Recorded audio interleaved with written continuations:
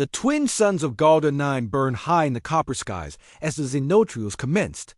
The infamous Trial of the Arid Expanse was considered the hardest survival test across the 5 alliances. No tools, no outside help. Just 4 beings from different species dropped into the deadliest desert in the quadrant. No water, no mercy. Cadet Rinter of the Zulix clicked his mandibles nervously. His scales were already drying. The tall, feathery Avenari twins beside him flapped their wings anxiously, their plumage losing sheen. Beside them stood a human calm, collected, and oddly unbothered. Corporal David Reyes, Earthborn, frontier experience, the only one not. Blinking under the triple-digit heat. "You shouldn't be here, human," hissed Rinter. "Your kind needs too much water." "You'll perish first." David gave a small shrug, pulling a bandana tighter over his face. "Guess we'll find out." The challenge began with the drop. A transport pod slammed into the dunes and opened with a hiss. The sun stabbed downward like a laser, and immediately the heat became its own presence, suffocating, endless, dry. Within hours, the Avenari were panting, their feathers drooping like wilted flowers. Rinter had buried himself halfway into the sand to preserve body moisture. David, however, moved deliberately and purposefully, unwrapping a folded sheet of silvery cloth he'd tucked into his shirt before the trial. "What's that?" gasped Avenay, her voice brittle. "Emergency foil blanket," he answered, staking the corners into the sand with bone fragments he'd dug up. Then he propped it into a slant, facing the wind. Beneath it, he placed a cup also made from broken bone, carved with a small edge. "What are you doing?" Rinter croaked. "Harvesting water," David replied. "This desert doesn't have any liquid, but the air's still got humidity, just a little. Enough to trap." They didn't believe him. Why would they? The concept of atmospheric water.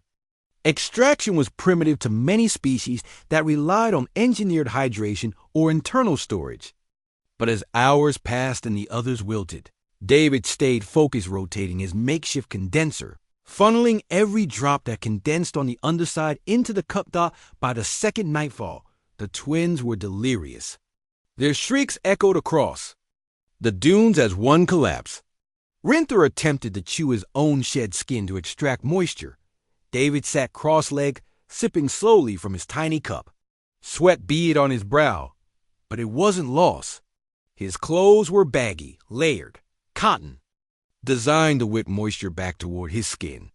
Every trick he'd learned from Earth's deserts, he was now applying on an alien world dot when morning came. Only 2 stood.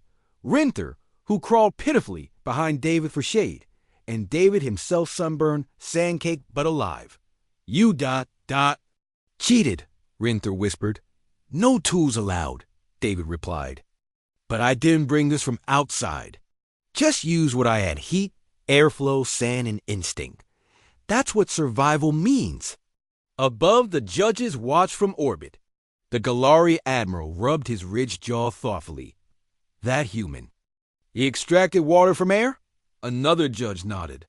"Yes, he built a basic atmospheric trap with debris and body heat flow. Ingenious, primal, effective." While the others waited to be rescued, "He turned the desert into a reservoir," the admiral said grimly. "That species humans, they adapt like viruses. That's what makes them dangerous." Back on the dunes, David helped lift Rinter to his feet. "Come on, bug boy, let's get you some shade." "You dot save me," Rinter croaked. David smirked. "That's what humans do. Even when you think we're not built for the challenge, we surprise you." HFY moment. In the final debrief, as alien cadets recovered in recovery pods and the footage of David's water trap played across interstellar screens, a simple sentence scrolled across the bottom in a dozen languages. In a desert with no hope, the human didn't wait for rescue. He made his own.